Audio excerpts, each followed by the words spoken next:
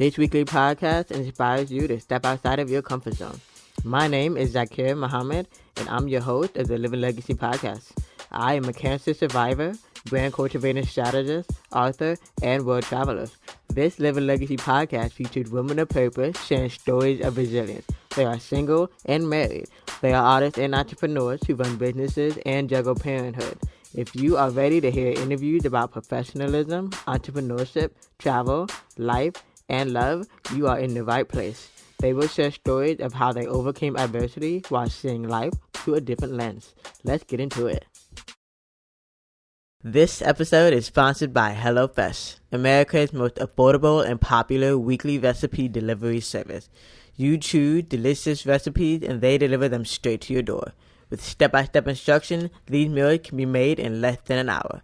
I love using leftover seasoning and having the option to have fulfilling vegetarian meals. If you portion it just right, you have meals for 2 days. Get $40 off your first meal box on me. Use code ZAANAY. So on today's episode of the Living Legacy podcast, we have Rebecca Scritchfield.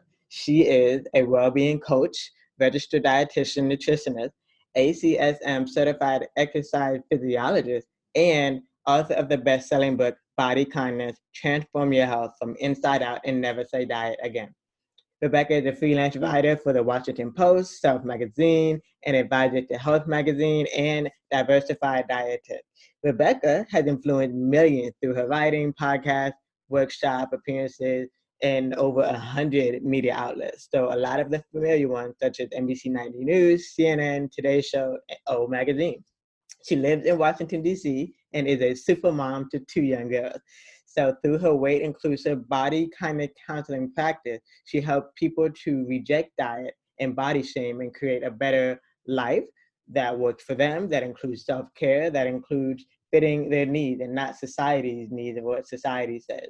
Rebecca was one of the top 10 entrepreneurs in the Washington, D.C. area, and she named 2020 very well top 10 champion of nutrition. So this conversation is going to be all about promoting healthy living that are accessible, inclusive, and actionable.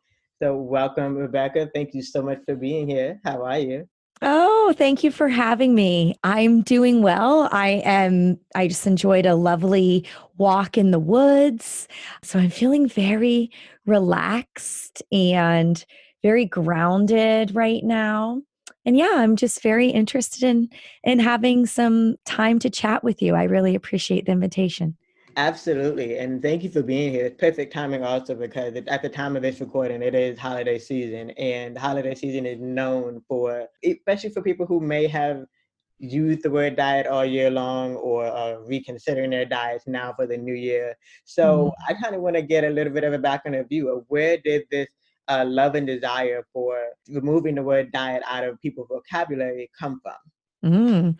That's a very interesting question. And it's funny because recently I was scrolling through Instagram and I was like, I wonder what my first post even was. And it turns out that, when I first started playing around with Instagram, I was a new mom. So baby pictures, feeding the baby. And it was interesting because as I continued to scroll through, I started to witness my own evolution over the last couple of years in more so noticing how I was becoming braver and braver about figuring out what I stood for and saying it out in the open, because it was a challenge. But as a highlight, I can tell you that like most people, I started my first diet when I was 9 years old. And it sounds very young, but that is kind of an average age, 9, 10, 80% of 15-year-olds have admitted to not liking their bodies or of trying one or more diets. And so this is really indoctrinated in us. It's a cultural ideal around thinness and beauty and even health. So it's one of these things that we think is normal. And I was going through the process. What was interesting in my mind is I really cared about health and well-being, but what I was given was this message of dieting. And it wasn't all bad. Like I would get positive messages about exercise, but then I would get negative ones too. And I'd get positive messages about food and negative ones too. And so really, the way that this plays out is that I dealt with some pretty significant body shame and insecurities that were part of growing up and part of what culture said to care about. Luckily, I didn't develop an eating disorder or, significant mental health issues.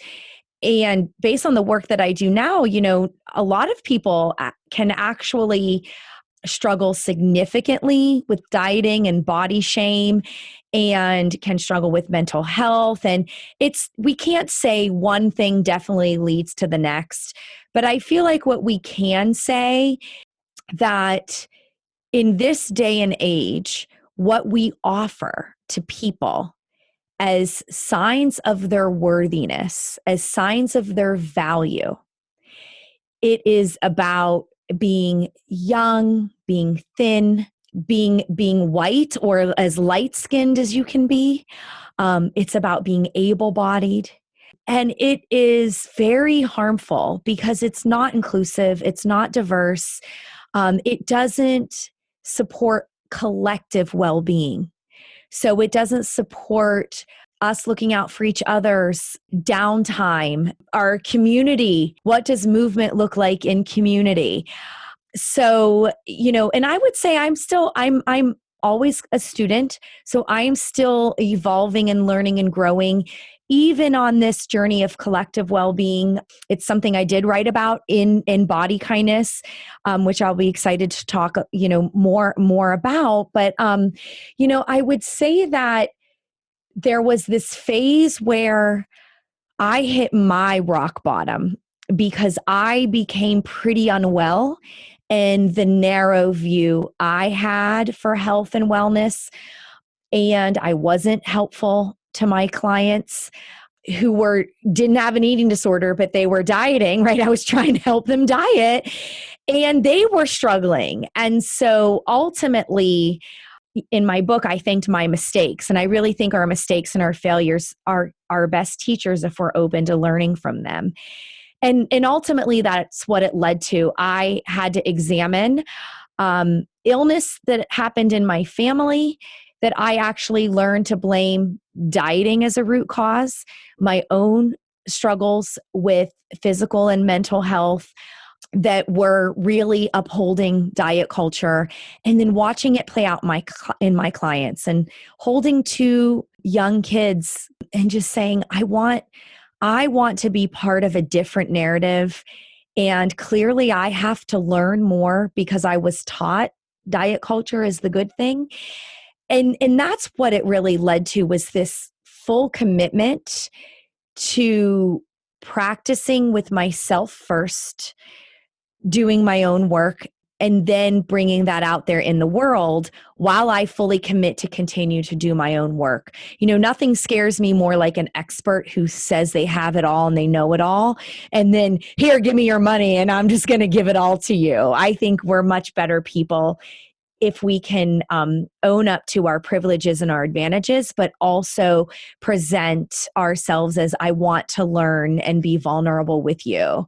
I love that. And you know what? It's also really interesting that you brought that up, because it's interesting because I too am an author and for both podcasters. And so my book is called Seeing Life Through a Different Lens, a survivor's memoir on overcoming adversity with resilience. And so it's a book that my mom and I wrote together about surviving cancer, right? So there is a chapter in our book where we talk about how my mom intentionally chose the holistic nutrition route for me.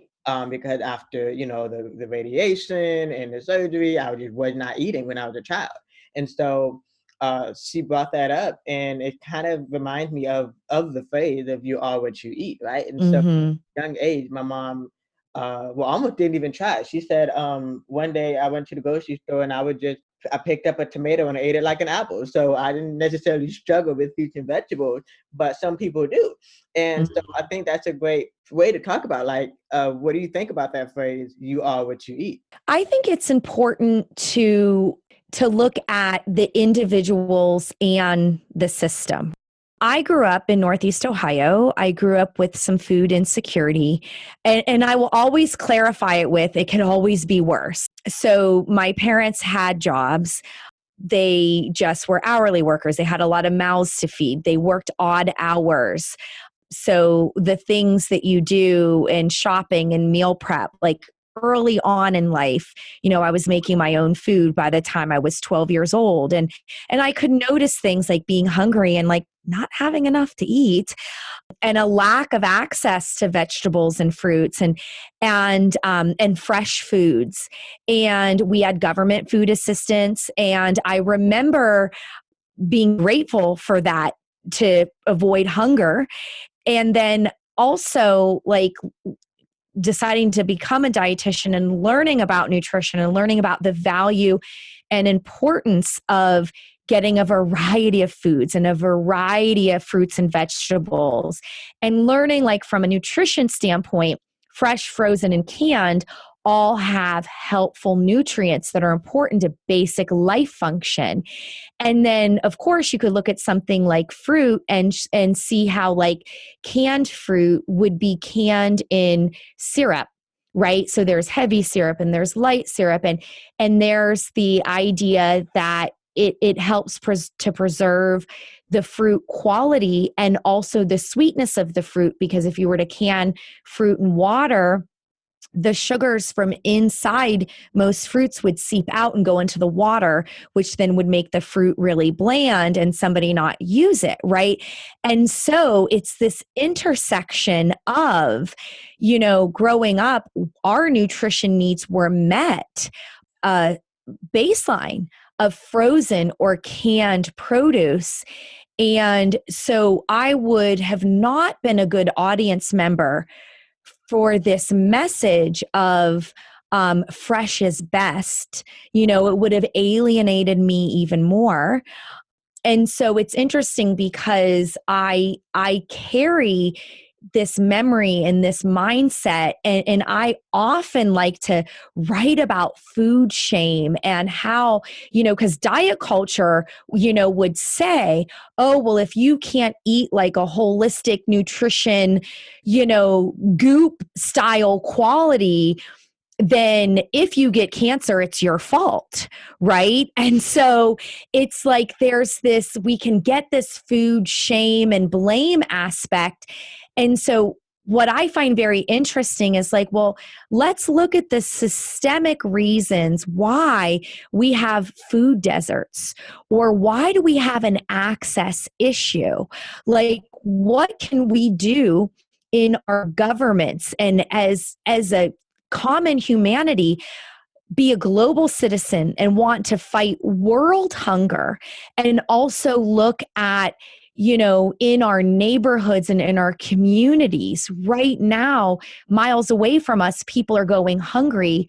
What could we do in our neighborhoods and our communities to collect foods and donate them to food banks and let that be good enough and feel good, right? And also say, what, we want to help bring more urban gardens, more fresh foods to the communities who need them, because we shouldn't let financial differences be a reason why there's an access barrier.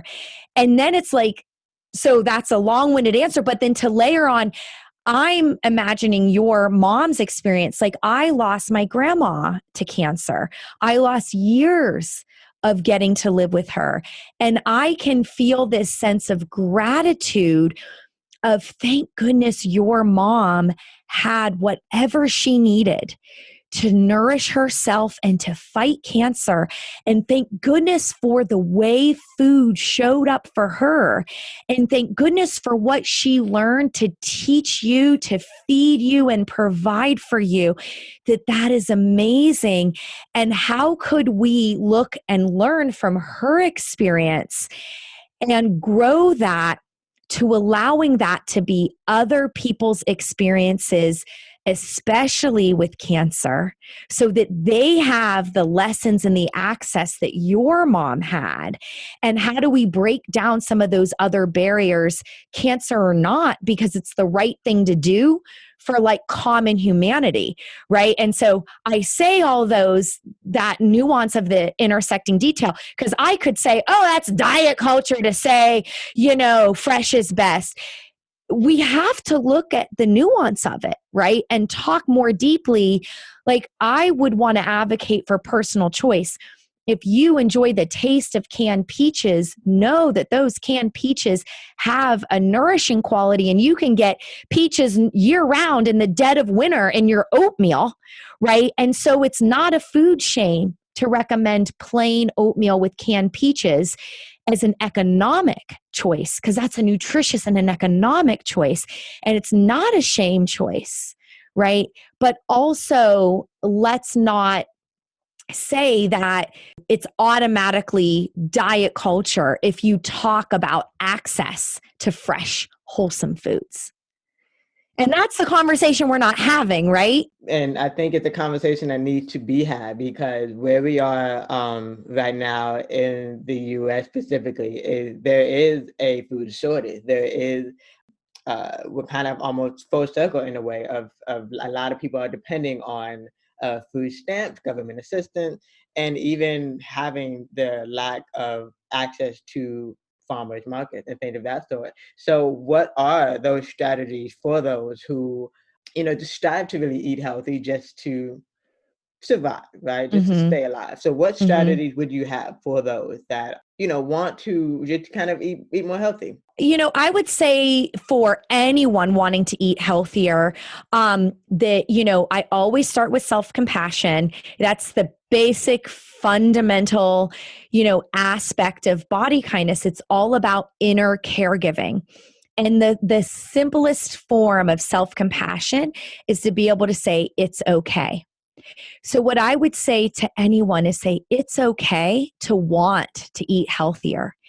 And it's okay to work within whatever food budget you have, right? So I talked a little bit in Body Kindness about that sort of hierarchy we have over organic versus conventional, like even among the produce, and that there could be reasons why we might advocate for organic as a food system, sustainability piece.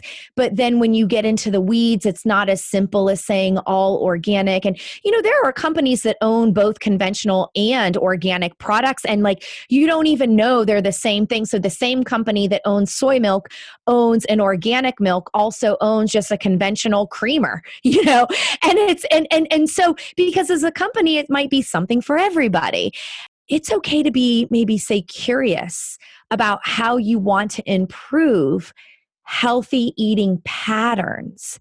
And it doesn't necessarily mean that you have to spend more money on food, especially if it's money that you really don't have, because you also have to make your bills. And so what I would say is to know that I would want to support the policies that in the long term reduce the food access, the food insecurity issues, like you mentioned about access to farmers markets, to be able to use your money and scale your money so that you can have more of a variety of access to foods that you enjoy. And then to be able to learn simple ways of preparing them, because there's lots of barriers, but beyond access. But to truly start it off with this it's okay standpoint, because we can feel this wave of shame. Like, oh my gosh, the way I eat is so bad and so wrong. And I am personally to blame for my health concern or my body concern, where we might say, I look this way or I have this health problem. I do a lot of work with people with diabetes. And so the belief is this diagnosis shame. I caused my diabetes, when that is actually not necessarily scientifically true. It's mostly genetic. There could be other social determining factors that have just led to that gene expression, and it turned that gene on.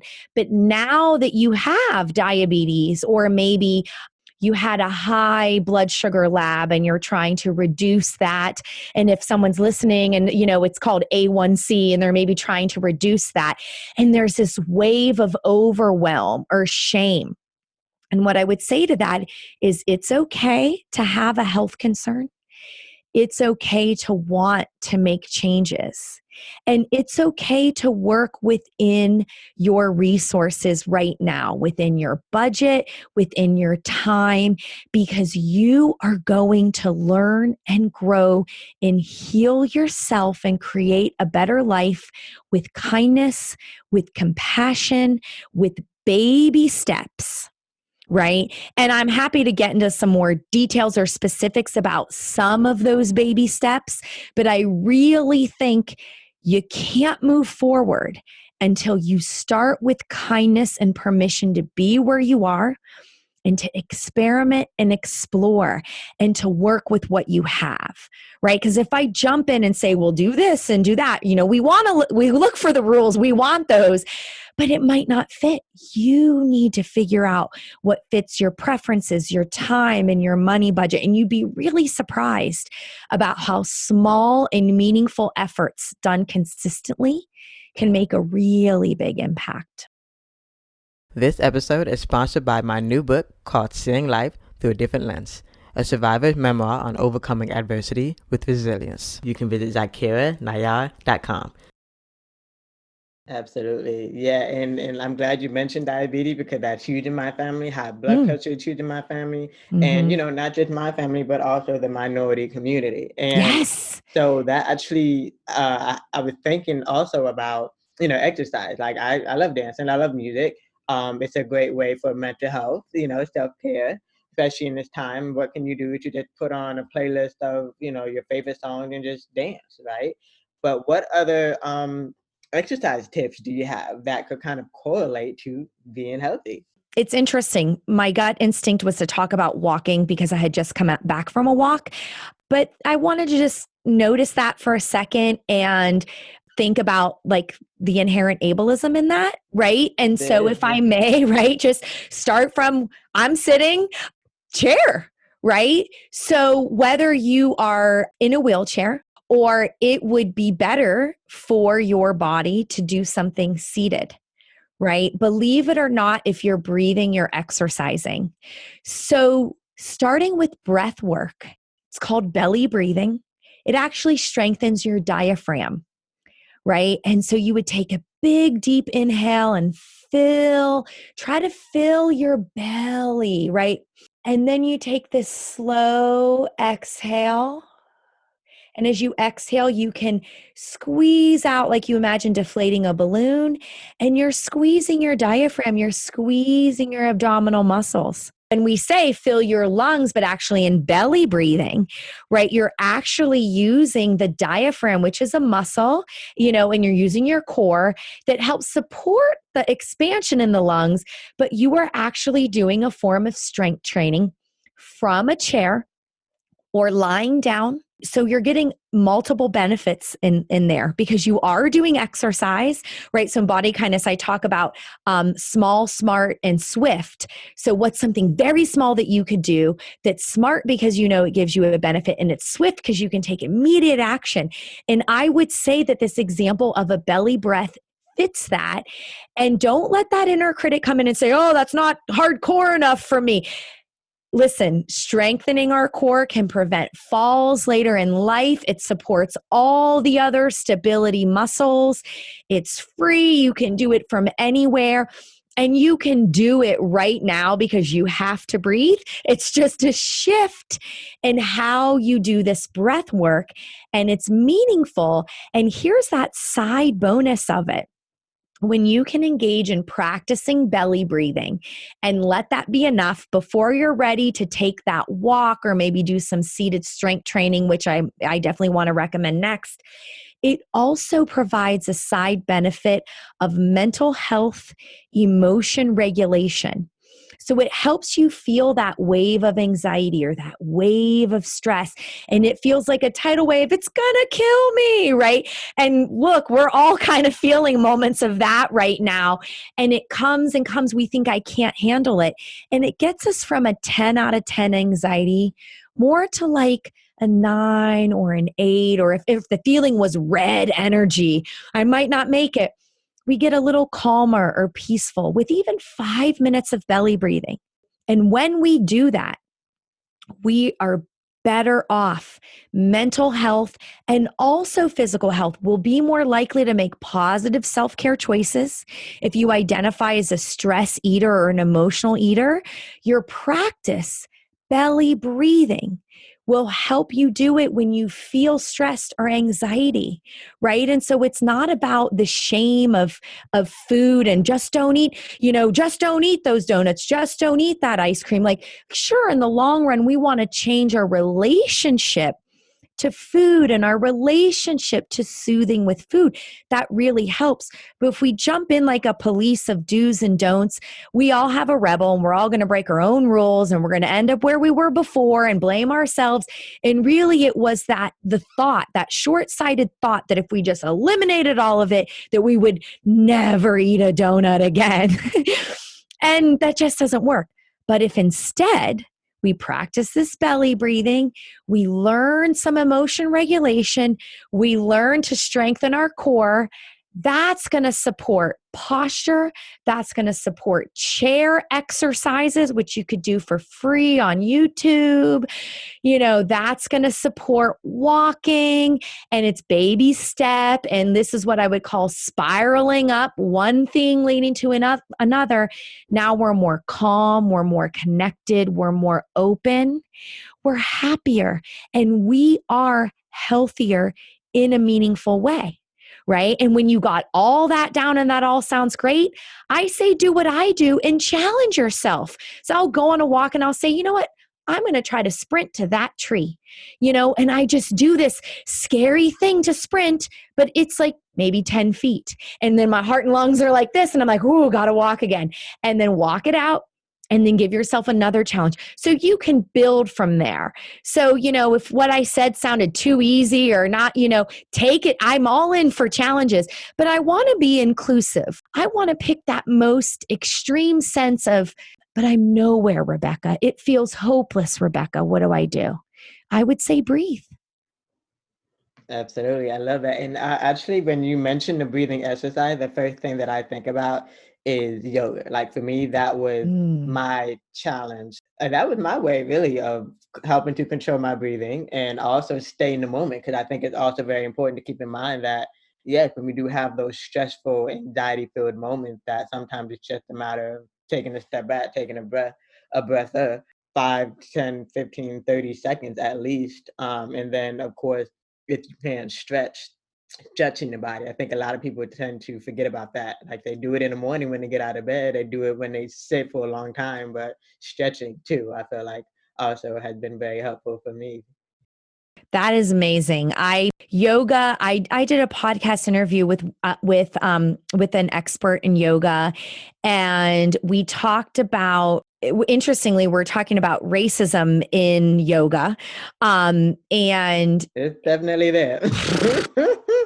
Yeah, I'll give you that link in case you want to share it with your listeners. I had 2 important yoga conversations. One was with Dr. Sabrina Strings, who wrote Fearing the Black Body, The Racial Origins of Fat Phobia. And it's a very important read for anyone who cares about health and well-being and who's open to this intersectionality view of maybe judging people by their size isn't helpful.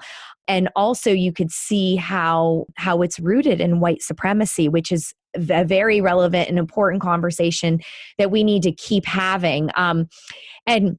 But when she was talking about some of her yoga experiences, and I was talking about how different my experiences were, I was sharing that yoga really saved me twice. And the first time was coming around was in my own diet, rock bottom, and body image healing, where the teacher would talk about holding yourself with compassion. And I firmly believe that hearing that over and again in the yoga space and feeling more open and connected, that's part of what really led to what I was writing about and spiraling up in body kindness, and also rooting body kindness in inner caregiving and in this practice of kindness and compassion toward yourself was deeply influenced by that experience. And the second time was years later, and having two young kids, and I broke out into all these body rashes, and I thought it was this, that, and the other thing. Turned out to be anxiety, in my body saying, you are, engaging in workaholism. You are avoiding, adjusting to motherhood by throwing yourself in work and doing it all. And, we can really get that juice of hustling. It's hard to resist. Both of us being authors and podcasters, I'm sure you can really relate. And just learning the boundaries of slowing down again and saying no. And it's what I needed to help my rashes go away. I immersed myself again in yoga and meditation. And again, I had the financial privilege to be able to do this retreat. And I'm so grateful for realizing how that brought me back. And honestly, I'm in this wave where I haven't done yoga consistently, but I have my mat and I have one of my favorite DVDs of the person who I was on a retreat with. And I feel this commitment of it's going to come back again, Rebecca. And so I encourage so many people. My clients will always tell me yoga's not good enough. It's not hard enough. It's not this or that enough. I think you're listening to a part of yourself that's no pain, no gain. It has to be punishing to be worth it. Or also that doesn't feel that you're worthy of this heart opening, space opening compassion and gratitude. Let easy be easy when it comes to movement. And trust me, there's a lot of challenging places yoga can go. I think that avoidance of it is more about that you feel like you're so limited in time that you got to make all your movement worth it. And worth it in movement is very harsh, very Jillian Michaels. I'm going to beat you up and make you puke. And that's not who I am. I don't think that's body kindness. It's, I tell people body kindness is what you think it is, but I don't think anyone is saying body kindness is making exercise painful. So open it up to yoga and breath. You'd be surprised what you can get out of it. Absolutely. Yeah, I know. I definitely was surprised. And even though it's been years since I've stepped inside of a studio or found that one yoga instructor that I feel gets me, I remember the movements, I remember the exercises, and it stayed with me for years. So, yeah. Now, you did briefly mention your podcast. And so we are kind of coming to the end. And so there's definitely a great part so people to know. Of course, I'll also put it in the show notes, but for those who are audio learners, what is your podcast? I know it's of the same name as your book, Body Kindness, but what is it and where can people listen to it? Sure. So wherever you get your favorite podcasts, it's there. So it's on Apple and iTunes and Spotify and Amazon, so wherever you get your podcatcher, just search Body Kindness and you'll find it. But yeah, there's over 160 episodes and it really depends on what you're interested in. I would tell you that if you're wanting to immerse yourself in body kindness and you're wanting to follow along with episodes and you feel that you would benefit from hearing somebody else's experience, there's a series called Learn and Grow. And this is with Bernie Salazar, who's a good friend of mine. And he's a higher weight Latinx father of two kids. He is like an open book. He has really transformed his mental health and his physical health and his relationship to himself in body kindness. And it's taken 4 years. What's interesting is he's not his lowest weight because he was actually a contestant in a runner-up winner of The Biggest Loser. And so you hear us have conversations as he was kind of running from this world that made him do punishing things with exercise in his body and how he reframed that and reshaped that. So I would definitely recommend those. And if you go to my website, bodykindnessbook.com, under my podcast tab, I have categories. So one of those categories might resonate with you and you could dip in that way. But I certainly appreciate you giving it a try. And it is, a lot of conversations with people trying to make sense of the world we're in. And I talk to a lot of authors. So we'll talk about their book. But I really find authors to be interesting people in what they've come to know and what they've come to share. So thank you for asking. Yes. And speaking of sharing, can you also tell us a little bit more about the Body Kindness book? Sure. So that is available in print, ebook, and audiobook. And it's in 4 languages. And so wherever books are sold, I encourage you to also check out your local library. And it is a book that I'm very, very proud of. People will say that they found it very helpful to read. It was written in a way that felt conversational, and also kind of beautiful to hold, right? Because this underlying message is, hey, none of these diets are going to work, and you might not be able to get the weight, shape, or appearance that you've been told that you wanted. It's kind of like bad news, but then this word is body kindness. And so we talk like, it's like that spoonful of sugar that helps the medicine go down, because we buy into this belief that, if we just work hard enough that we can get that beautiful shape that we want, and then we'll finally be loved and all these magical rewards will come true. But it's beautiful to hold. And it helps you with reflections, and it helps provide a framework, right? For what would it feel like to treat your body with kindness? And there's 3 simple principles: love, connect, care. Make choices from a place of love, connect to your body, and connect to others, right? Back to that collective well-being I mentioned in the beginning. And then care, that you're fully going to commit to care for your well-being no matter what, even when it's hard, because you deserve it, you're worthy, and you really are the expert in your values and your goals and what you want out of life and what really matters. And the book takes you there step by step.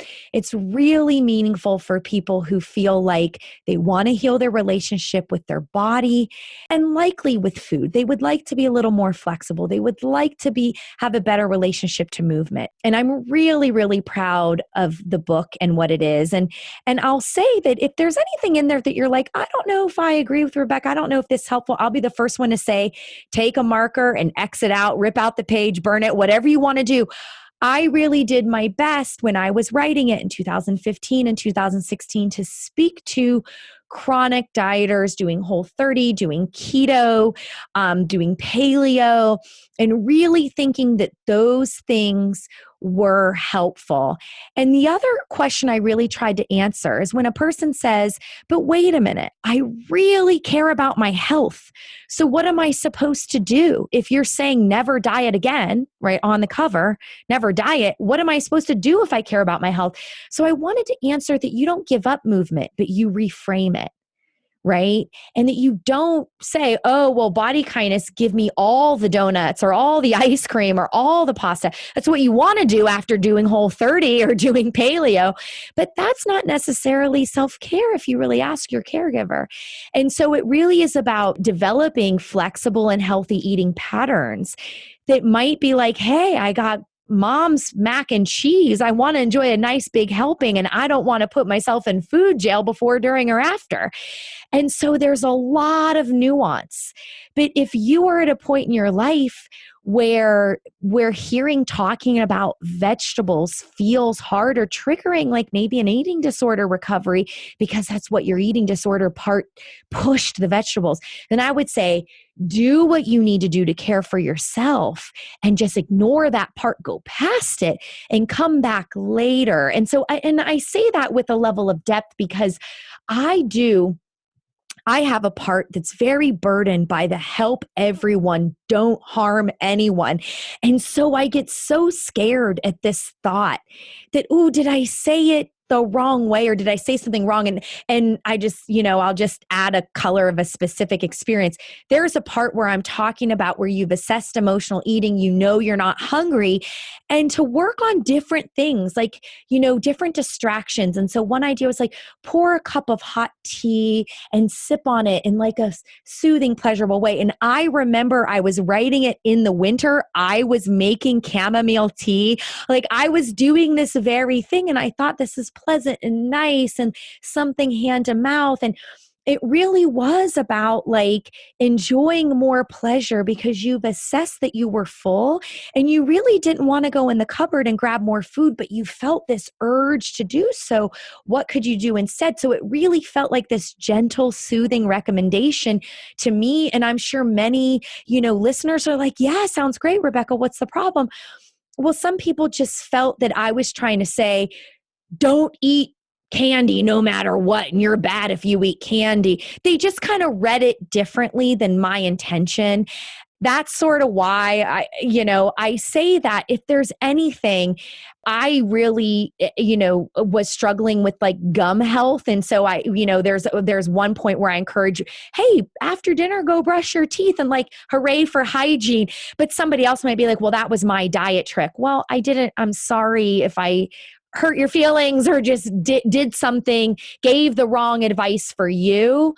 I just share that because, and you as an author, right? Like, what if you said something that was accidentally unhelpful? You didn't mean to do that. It doesn't mean that body kindness isn't for you. One thing I had to wrap around my mind when my book came out is the book is for who it's meant to be for. And if the people who it's not meant to be for get their hands on it, at this point mentally, I'm like, what, so be it, because everybody will pick up what is meant for them in the book. Because my book, our book, my mom and I book is literally or tried to be in chronological order. And so of course, if there are people who are young adults and are struggling in their young adult age, they only want to know how you surviving, through young adult age. If they're not parents, they don't want to know how my mom felt, right? So everyone, is really different. And that's the blessing in disguise about a book. You get to connect with so many more people, reach so many more people, and become the authority in your expertise anyway with this book coming out. So I can you could totally relate, right? Well, because if we are helpers, right? Why do we write? Why do we podcast? We want to help people, whether it's feel heard or validated. Oh, I wish I had this when I was going through cancer, right? It's like, and you have so much emotion attached to this thing, and we're humans too. We're vulnerable too. And so it's part our own sensitivity. And also we have to realize, okay, well, if there was something, especially because a book is a moment in time in your life too, it's like, oh, sure, I could see like when I've gotten feedback, like, whether it's a review that I happen to see, right? Or just feedback, it's like, oh, and I will thank you for the feedback. Let me share my intention, etc. And just like when you do a book, you don't actually get to kind of update it to be more, meet somebody else's need. And to your point, it's a print piece of material. It's not going to be perfect. That's why, isn't podcasting great? You get to sort of adapt to the culture and revise and this and that. But I feel like especially so I could see with your book too, because it's something like cancer, and there's so much diet culture, within cancer too, and that personal shame and blame. And you want to help people navigate this. And it's like, I've come to learn that I don't want a person to see me as, because I'm an author, to see me as I'll never make a mistake and everything is going to serve everybody's needs. No better than anyone. Yeah, definitely. And I'm definitely glad you mentioned that. And I think I want to ask a couple of fun questions. Sure. Before we wrap up, I've started to do this in this latest season. So there's 2 questions. And so I do the fun question first. You ready? Yes. Okay. The first question is, when this is all over, where do you want to travel to first? Oh gosh, I've thought of a million different places already. So I'll be honest, the first thing that came to my mind was back to Costa Rica, where I did the yoga retreat. I love this. Right, exactly. And there were some other places that I didn't get a chance to visit because my visit was so short. I also thought of the Virgin Islands because I've been there with my kids and I've got these beautiful memories in the summer. My grandfather's from there. Oh, really? I've never met him, but he's from there. So yeah. I love the people of the Virgin Islands. You'll never meet nicer, kinder, more community-oriented people ever. And to be able to be there for a sliver of time and to appreciate music and food and the islands, it is my medicine. So I know you said pick one, but those are the first two that came back. I mean, the Virgin Islands are kind of, depending on which island, kind of a part of the U.S. too. But I like that. I like that. Okay, and the second question, probably a little more pondering, have you ponder a little bit, but what do you want your legacy to be? I would like my legacy to be that I was part of a narrative that did difficult things for the greater good. And that sounds a bit vague, but my favorite quote that I usually bring to mind, it's so funny listening because I was like, well, you also love Maya Angelou's, but I love Desmond Tutu, my humanity is bound up in yours, for we can only be human together. And, to be honest, it should have happened a lot sooner. But since George Floyd's murder, I have been exploring my white identity and my role in white supremacy. And in identifying as a feminist, how my feminism was not intersectional enough, and it's like, I feel like I'm running out of time and I'm trying to make up for all this time. Also being a mother. So it's this thing where I can't go back to the past and fix it, but I can do things big and small. And so that I want to be part of that narrative at this point in time in humanity, right? How can I be part of doing difficult things to change the world for the greater good? And that's going to come in many forms. And I think that there are ways in which I'm privileged and oppressed. And so there's ways in which I can do good. And that part of that is going to be me continuing to explore my own privileges, and also recognize that as a human being, I personally cannot fix this mess. And I need to face that too, because I really feel the burnout aspect of it. And so if I'm going to be committed for my life to social justice in the ways in which it intersects health and race and gender and economics, right? I think that I've got to have pauses in signs of strength and pauses in signs of strength. And I just hope to be part of that focus, really and truly. I love that. And I think you're on the right track. You're definitely on the right track. And I also believe that kindness goes a long way, not just with the body, but also with humanity as well. Mm-hmm. It sure does. It sure does. Yeah. And I'm really giving myself permission to evolve. There was a time in my life where these little epiphanies about go ahead and eat the cheesecake.